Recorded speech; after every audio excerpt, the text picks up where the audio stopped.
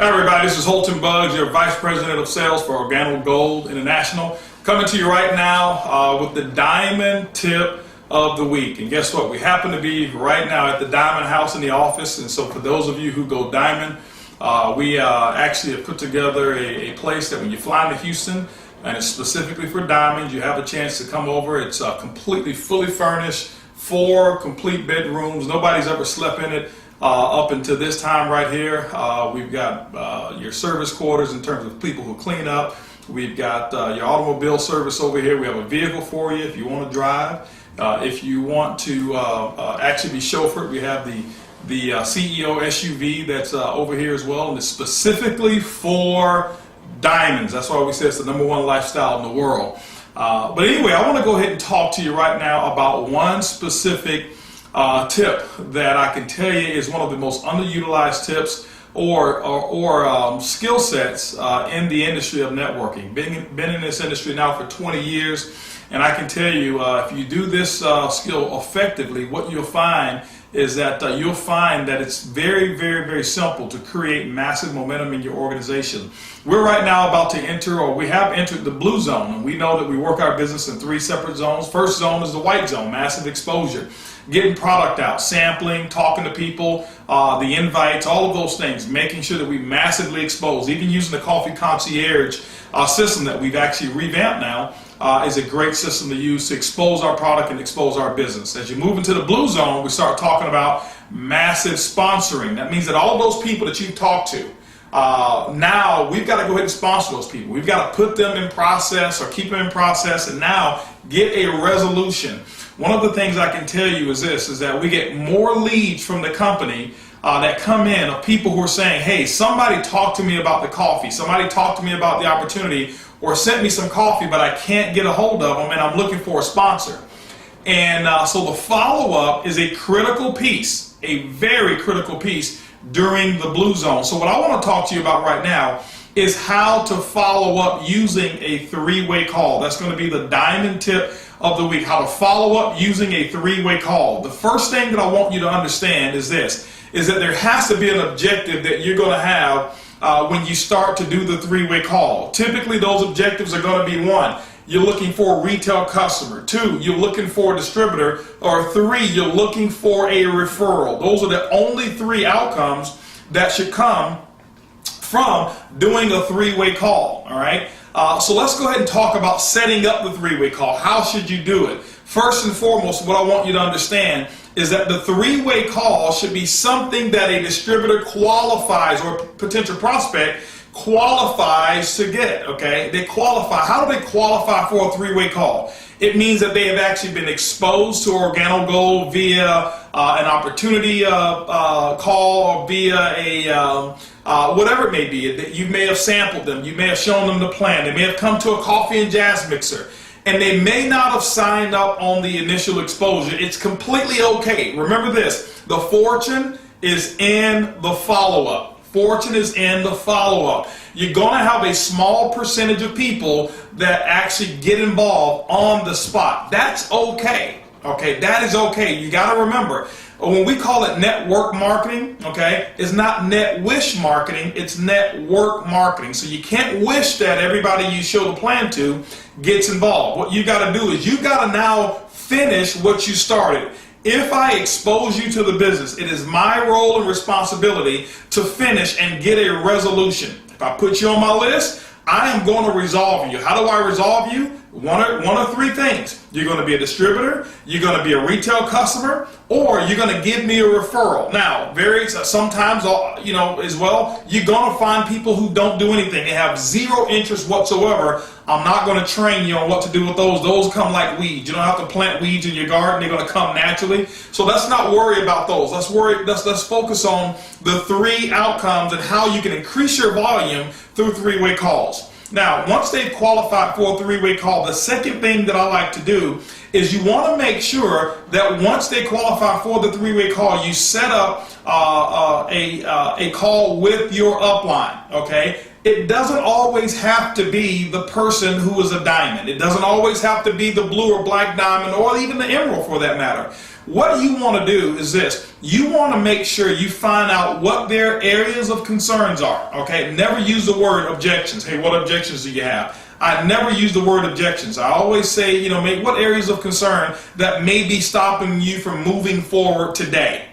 Okay, and then I listen. You got to shut up and you have to listen. All right, because people will give you every single answer that you need in order to find out or fill whatever that gap is. So, what areas of concern do you have right now that will stop you from getting started? And they're going to go run their mouth and tell you, okay? And so what I want to do is this right here. This may be at the end of a presentation. They say, well, I need to talk to my spouse, or I need to try the product, or I need to do whatever it may be. You've got to pay attention to what are those areas of concerns that your prospects are giving you when they're not signing up. That way you can kind of find out what the real truth is. You have to remember also that most prospects are not going to tell you or reveal to you or give what I call full disclosure. They may say, hey, listen, you know what, I just need to think about it. Well, nobody needs to think about it. There's two things you need to think about: making more money or having better health. What is there to think about? What they're telling you, that they have a stone wall. They're telling you that there's something that I have to get right, or something that I'm not getting right now that's preventing me from making a decision. So you've got to read that language, okay? And when they've got to think about it, remember, don't try to get into a battle with the distributor by telling them, what do you need to think about? This is real simple, and give them all these other reasons. No problem whatsoever when they say that they have to think about it. Let me ask you a question. The things that you have to think about, could you tell me what area of concern that they may be in? Would it be in the financial area? Would it be in just the health area? Or just kind of, give me a little feedback.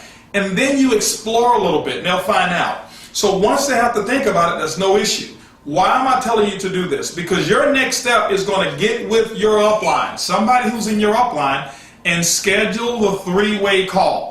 If I'm scheduling a three-way call, I've already done my homework. I've already shown them the plan. I've already found out what some of their concerns are. Okay, I found out what some of their concerns are. So who is it that I'm calling for the three-way? I'm calling somebody in the upline who has a little bit more experience than I do and a little bit more success in Organo Gold than I do, all right, so that they can actually validate the opportunity. Or maybe that they can actually satisfy those areas of concern that my prospect has. You have to remember, with a three-way call, it's more going to be what I call the success triangle. The first thing that you're going to have is the distributor. The second area that you're going to have is you're going to have your prospect. You're the distributor. You're going to have a prospect, and then the other part is going to be your expert. Okay, now why am I talking to you about the success triangle? So that you may have a successful three-way call. This is how it works, and this is what takes place. When I set that appointment, now it could be a person who's been in the business for 48 hours. Okay, 48 hours, that could be the person who I'm going to use for my three-way call. They may have a compelling story. They may have started, sponsored 2 or 3 people already. They've got a bigger business than I do if I'm a part of their group. They don't have to have years of experience. Remember, people are going to buy your emotion, and they're going to buy your confidence more than they're going to buy your skill. Stop worrying about trying to teach them about Ganoderma. Stop worrying about trying to explain the compensation plan. We've got all of those things on oguniversity.com. Don't worry about doing that, okay? I very seldom, if ever, explain the compensation plan during a three-way call because it is a waste of my time. That's why we put it on video there, all right? So what I'm going to do to my prospect is that I'm going to let my prospect know, well, listen, you know what? I know that we were supposed to get together and cover a couple of areas of concerns as you were thinking about it as you went home. Now, second tip, set the three-way call and the follow-up no longer than 48 hours after the exposure. When you start waiting 6 days, 5 days, a week, 2, 3 weeks, there's nobody who needs to think about a $1,300 decision that can make them financially independent who needs a week to think about it. Okay, so remember, those are more what I call people who are delaying that process if you're going that long with the three-way. 48 hours is the maximum time that I'm going to have. I'm going to set up a call with my upline. I'm going to call my upline and let them know who it is that I have. Hey, listen, I'll call Shane. Shane, listen, I've exposed the business over here to Joe. And, Joe was pretty excited, Shane, and I believe Joe's got some potential. Shane, this is a little bit of Joe's background so that you'll know. But, Shane, Joe's areas of concerns were he was wondering whether or not he could build this based off of him having a full-time job, having 3 kids, and also maybe, he's a football or basketball coach for a son or daughter, whatever it may have been, okay? So that may be his area of concern. I'm going to equip Shane. Why? Because I want Shane to know I'm giving him the information that Joe was concerned about so that I can let the expert satisfy that. See, if I was the person who could satisfy Joe's concern, Joe would have already been in. But I may be a little bit too close to Joe. So now, what am I going to do? I get on the phone, I call Joe back, I say, Joe, listen, I've got some great news. Just as, what are you talking about? Joe, I know that when we talked, you had a couple of areas of concern. And they're completely legitimate. You know what? If I were you looking at an opportunity that can set me and my family free as well, I would really want to think about, what am I going to do with this all this free time and all this money that I'll possibly be making? So I completely understand your thoughts on that. But listen, what I was able to do was I was able to get Shane Moran, or let's not talk about just Shane Moran right now because everybody won't be able to do a 3-way with them. Let's just say you're upline. Now what you're going to do is you're going to edify that person. Listen. This person that you're going to meet, let's just call this person here Mary, okay? Mary's your upline. Let's say you're going to use Mary. I had a chance to get Mary. I want to let you know that Mary has a business that's 3 times the size as mine. Now, Mary could have been in 2 days ago, sponsored 3 people, and guess what? I only have 1. She's got 3. She's got a business 3 times the size as mine.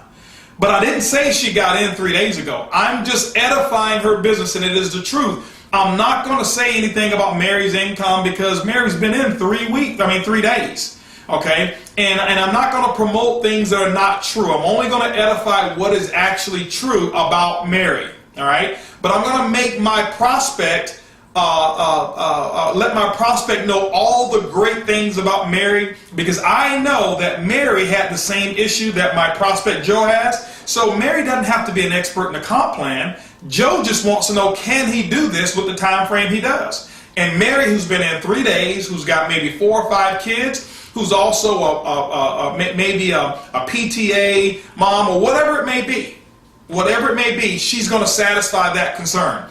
But I'm going to make Joe understand that she is an expert.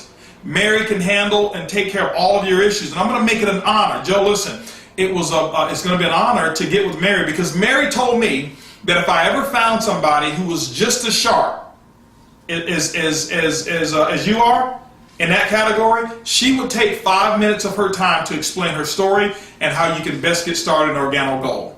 And now, you know what? I've complimented Joe by saying that he's sharp. I've edified Mary by making him understand that her time is very valuable and important, and I booked the appointment. Joe, I want to know if I could make it happen where you and Mary get on the phone, you're going to honor the appointment, correct? Absolutely. Well, Joe, what I want you to make sure you do is that those areas of concerns, that you have all the details around those so that Mary can actually talk to you. And Joe, I wanted to let you know this. Mary's not a salesperson. She's not going to try to sell you. She's got a very successful business, and she's really going to help you evaluate your decision. Okay? And so that's what I do. When I go ahead and make that connection, I've already edified Mary. Now, if Mary was a sapphire, ruby, emerald, or diamond, I'm not going to speak in those terms of diamond, emerald. Why? Because Joe has no idea what that means. He has no idea. Okay? And so I'm just going to say she has a very successful business. In this case, Mary has a business that's 3 times the size as mine, and it's growing every single week. Her business is increasing, okay? And so I'm edifying that. And so now what I'm going to do is this right here. I'm going to go ahead and make the phone call. When I make the phone call, what I'm going to do is I'm going to get Joe on the call first. I'm going to get Joe on the call first. And when I get Joe on the call first, hey, Joe, listen, I was giving you a call, and I'm going to call Joe about 2 to 3 minutes before it's time for me to call Mary. Mary knows I'm calling. So I called Joe up. Joe, hey, listen, man, I'm glad that we have a chance to get a chance to talk. I've got Mary that I'm going to call here in a moment. Hopefully you got all your questions together because Mary, you know what, she's really looking forward to just having a little conversation with you. That'd be great. Now, I've already done the edification. When I get on the phone, I'll call Mary up. Okay, let's say Mary is Mary Smith. Now, and so at the whole time that I've been talking to Joe, I'm edifying Mary as Miss or Mrs. Smith. It's not because she's better than him. I'm actually showing respect for the person who has a lot larger business than I do. Okay, so we have to hang up that ego. Why do I have to call him Mr. Smith or Mrs. Smith? It has nothing to do with you or Mary. It has everything to do with showing respect for who Miss or Mrs. Smith is, and Joe will respect her a lot more. Okay, and you got to remember this: between Joe and myself, there's trust. He knows me, he trusts me, but he doesn't respect me. Why? Joe and I have been working together for the last 10 years, so he makes just as much money as I do, or he may know some intimate things about my finances that he may not respect. Between Mrs. Smith and Joe, there's no trust, but there is respect. Why? Because of what I've said about Miss Smith, and so Joe has a respect. So now when you have respect and you have trust, you combine both of them together, you've got success. That's why we call it the success triangle. So what I'm going to do is this: I'll introduce Joe to Mrs. Smith. Hello, Mrs. Smith. Hey, how are you? Blah, blah, blah. And I'm going to keep Joe on the other line first. I never call my expert with the person live on the line unannounced. Bad idea. Okay, bad idea. So, hey, Mrs. Smith, hey, I just want to give you a call. You know, I know we've got a 2 o'clock appointment. I actually have Joe on the other line. Are we ready? Yes. Now, I click back over. Hey, Joe, listen, we're fortunate enough to get Mrs. Smith here. And Joe, you know, I've already told you some great things about Mrs. Smith, and I'm so honored and excited to have her on the line right now. And what I'm going to do is I'm going to turn the call over to her. Mrs. Smith, this is Joe. I've told you some things about Joe. Remember this: never over edify your prospect to your expert, because you're now sending a signal to your prospect that he or she is more valuable than the expert themselves. Okay, don't de-edify, but don't over edify either. So once I do the introduction, I'm shutting my mouth. Or if you know that you can't shut your mouth, put the telephone on mute. Okay, put it on mute. I don't say anything. I'm going to allow my expert to do all of the questioning. I'm going to allow my expert to do all the talking. Most importantly, the expert is going to do the listening. It's not the person who talks the most that wins. It's the person who listens the most and asks the most questions is the one who's in control. And when you understand that, understanding how to choose properly the person that you need to do for the three-way, understanding how to properly edify and build that person up, and so that you create that mode of respect, the trust is already there. And 9 times out of 10, Miss Smith, she already knows to get a distributor out of it, a customer, or a referral.